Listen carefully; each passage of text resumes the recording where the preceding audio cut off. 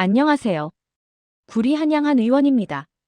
오늘은 실제 치료실에서 자주 나오는 질문으로 시작해 보겠습니다. 치료 당일에는 아무 이상 없었는데 다음날 보니까 그 자리에 화상처럼 올라왔습니다. 이런 경우도 가능한가요? 핫팩 10분, ICT 10분, 그리고 침 치료.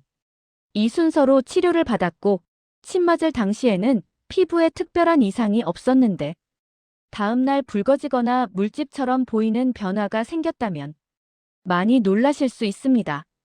결론부터 말씀드리면 이런 지연성 피부 반응은 실제로 가능합니다. 먼저 많은 분들이 이렇게 생각하십니다. 화상이면 그 자리에서 바로 빨갛게 보여야 하는 거 아닌가요? 그 말은 일반적인 고온 화상에 해당합니다. 하지만 치료실에서 나타나는 피부 문제는 단순한 뜨거운 화상만은 아닙니다. 핫팩과 ICT를 함께 사용할 때 피부에서는 두 가지 변화가 동시에 일어납니다. 첫째, 핫팩으로 인해 피부 온도가 올라가고 혈관이 확장되며 피부가 평소보다 부드럽고 약해진 상태가 됩니다. 둘째, 그 상태에서 ICT가 들어가면 전기 자극 자체보다도 음압, 즉 빨아당기는 힘 때문에 피부가 위로 들리면서 자극을 받게 됩니다. 이때 피부가 강한 분들은 아무 문제 없이 지나가지만 피부가 얇거나 예민한 분들, 특히 고령층에서는 피부 표피가 미세하게 분리되는 현상이 생길 수 있습니다. 이 경우 치료 직후에는 겉으로 큰 이상이 안 보일 수 있습니다. 하지만 몇 시간에서 하루 정도 지나면서 붉어짐, 따가움, 심하면 물집처럼 보이는 변화가 나타날 수 있습니다. 이건 전형적인 화상이라기보다는 여름압 자극이 겹쳐진 지연성 피부 반응에 가깝다고 보시면 됩니다. 그래서 치료 순서도 중요합니다. 핫팩을 먼저 해서 피부가 뜨거워진 상태에서 ICT를 강하게 적용하면 피부 부담이 커질 수 있습니다. 이런 분들의 경우에는 ICT를 먼저 하고 그 다음에 핫팩을 하거나 아예 핫팩을 맨 마지막에 배치하는 것이 더 안전한 경우도 있습니다. 또 하나 중요한 포인트는 ICT의 흡입 강도입니다.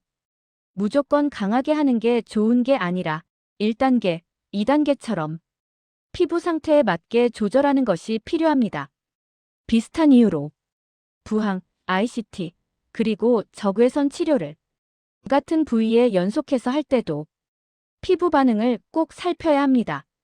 정리해 보겠습니다. 치료 당일 이상이 없었다고 해서 다음날 반응이 절대 생기지 않는 건 아닙니다.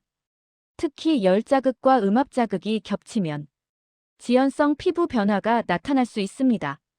이런 경우에는 누가 잘못했다의 문제가 아니라 피부 타입과 자극 강도의 조합 문제인 경우가 많습니다. 만약 치료 후 물집, 통증, 화끈거림이 점점 심해지거나 피부 손상이 뚜렷해진다면 반드시 치료한 의료진에게 바로 말씀하시고 적절한 조치를 받으시길 권합니다. 마지막으로 요약해드리겠습니다. 첫째, 핫팩과 ICT 후 피부 반응은 다음날 나타날 수도 있습니다. 둘째, 이는 단순 화상보다는 피부 박리성 반응에 가깝습니다. 셋째, 치료 순서와 강도 조절이 중요합니다. 본 영상은 일반적인 건강 정보이며 개인 상태에 따라 다를 수 있습니다. 치료 후 피부 변화가 걱정된다면 반드시 진료 상담을 통해 확인하시기 바랍니다.